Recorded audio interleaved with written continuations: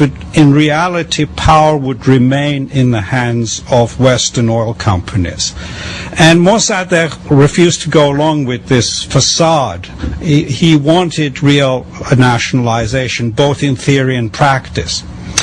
So the Truman administration, in a way, was not that different from the British view of keeping control. Then the Truman policy was then, if Mossadegh was not willing to do this, then he could be shoved aside through politics by the Shah dismissing him or the parliament in Iran dismissing him. But again, it was not that different from the British view. Where the shift came was that after July of 52, it became clear even to the American ambassador in Iran that Mossadegh could not be got rid of through the political process. He had too much popularity. And after July 53, U.S. really went along with the British view of a coup, or need to have a military coup. So even before Eisenhower came in, the U.S. was working closely with the British to carry out the coup.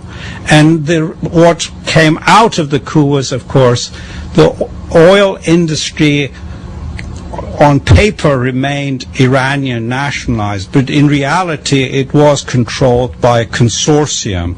In that consortium, the British still retained more than 50%, but the U.S. got a good 40% of that control.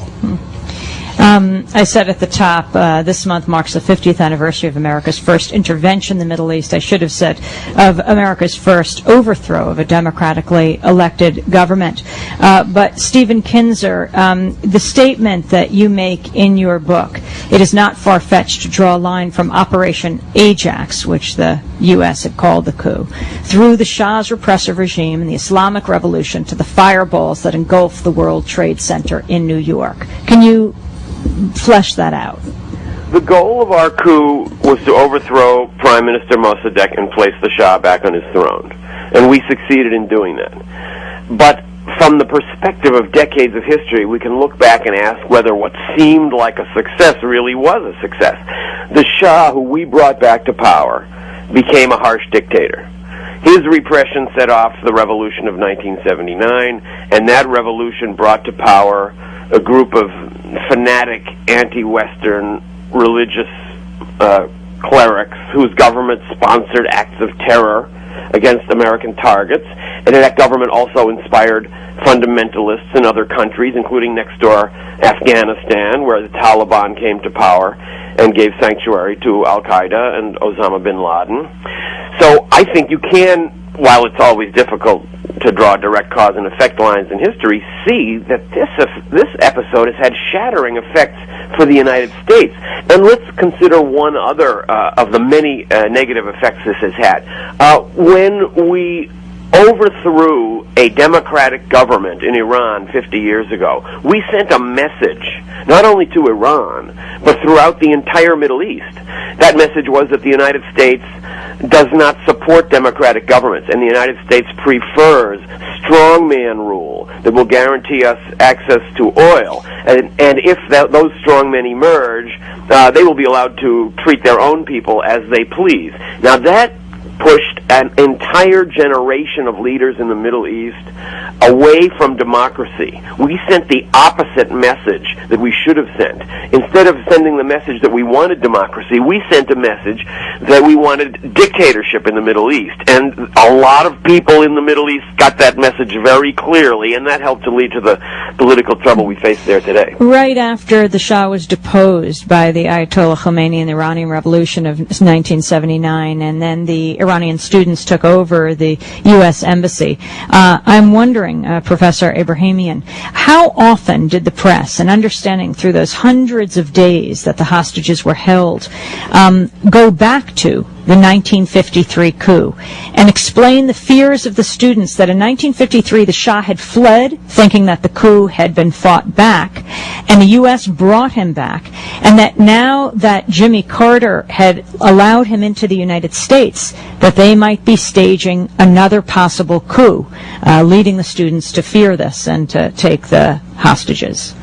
I think on this issue, actually, you see a big cultural gap between American public and the Iranian public. For the Iranian public, 53 coup determines, shapes basically Iranian history, as Stephen shows very much in his book.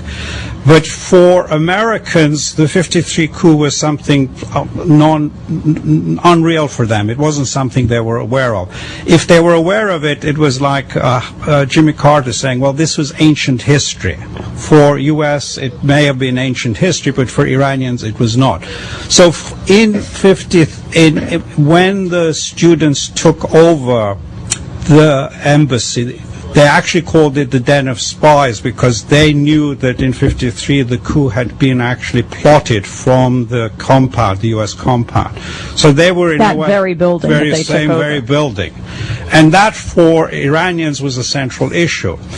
In the United States, if you watch how the media covered it here, it saw the hostage crisis as Iranian emotional rampaging mobs in the street calling for death of America, and the 53 coup was intentionally not brought into that context. So you can go for reams of programs on the main channels in the United States about the hostage crisis, which lasted 444 days, and you rarely get the mention of 53 coup. And this was intentional. People in the media here did not want to make that link to 53. Well, we're going to go right now back to an older documentary that very much lays out what happened in 53 with, interestingly enough, former CIA agents. I want to thank you, Professor Abrahamian, for being with us from Baruch College, and Stephen Kinzer, author of the new book, All the Shah's Men, An American Coup and the Roots of Middle East Terror. Stay with us.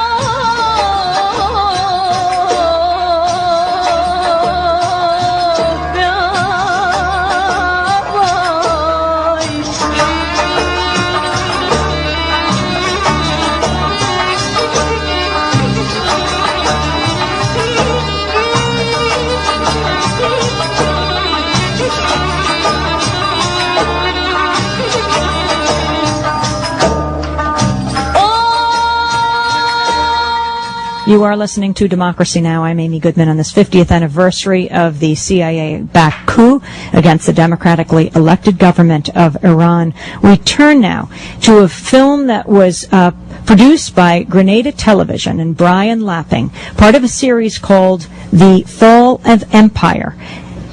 This is The Life of Mossadegh, an excerpt. In America, a new president had just been elected, Dwight D. Eisenhower. Could his Republican administration be persuaded to help?